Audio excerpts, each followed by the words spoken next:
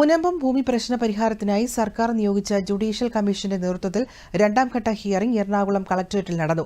Judicial commission chairman justice CN Ramachandran നായരുടെ നേതൃത്വത്തിലാണ് ചർച്ച നടന്നത്. വഖഫ് ബോർഡ് പ്രതിനിധികൾ, മുനമ്പം ഭൂസംരക്ഷണ സമിതിയുടെ പ്രതിനിധികൾ, ഫറൂഖ് കോളേജ് പ്രതിനിധികൾ എന്നിവർ ചർച്ചയിൽ പങ്കെടുത്തു.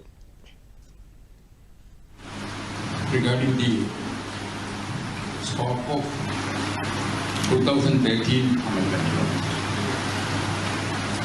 I will read the very purpose for which it was enacted.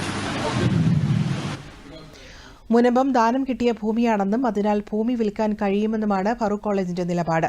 എന്നാൽ മുനമ്പത്തേത് വഖഫ് ഭൂമിയാണെന്നും അത് തിരിച്ചു പിടിക്കണമെന്നുള്ള നിലപാടിലാണ് വഖഫ് സംരക്ഷണ സമിതി. ഫെബ്രുവരി 28 ജുഡീഷ്യൽ കമ്മീഷൻ പഠന റിപ്പോർട്ട് സർക്കാരിന് കൈമാറും.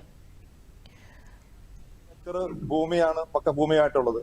അവിടെ സമരസമിതി മുന്നോട്ട് വെക്കുന്നത് 144 ഏക്കർ ഭൂമി മാത്രമേ അവശേഷിക്കുന്നുള്ളൂ. ബാക്കിയുള്ള 260 ഏക്കർ ഭൂമിയും കടലെടുത്ത് പോയി എന്നുള്ളതാണ്.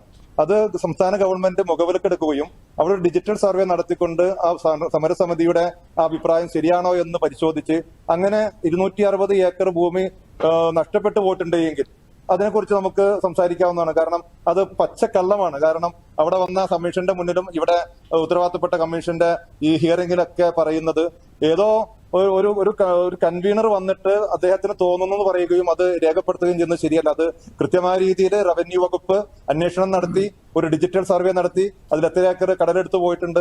അതേപോലെ തന്നെ അവിടെ ഭൂമി വിൽക്കപ്പെട്ടു എന്ന് പറയുന്നുണ്ട്. അവിടെ ആർക്കൊക്കെ എത്ര സെന്റ് സ്ഥലമുണ്ട് എന്നുള്ളതിനെ കുറിച്ചുള്ള കൃത്യമായ കണക്കെടുക്കേണ്ടതുണ്ട്. റിസോർട്ട്, ബാർ ഉൾപ്പെടെയുള്ള സംവിധാനങ്ങൾ എത്ര ഏക്കർ ഉണ്ട് എന്നുള്ള കൃത്യമായ നിജസ്ഥിതി സമൂഹത്തെ ബോധ്യപ്പെടുത്തേണ്ടതുണ്ട്. അങ്ങനെ ഒരു തീരുമാനത്തിലേക്കാണ് സംസ്ഥാന ഗവൺമെന്റ്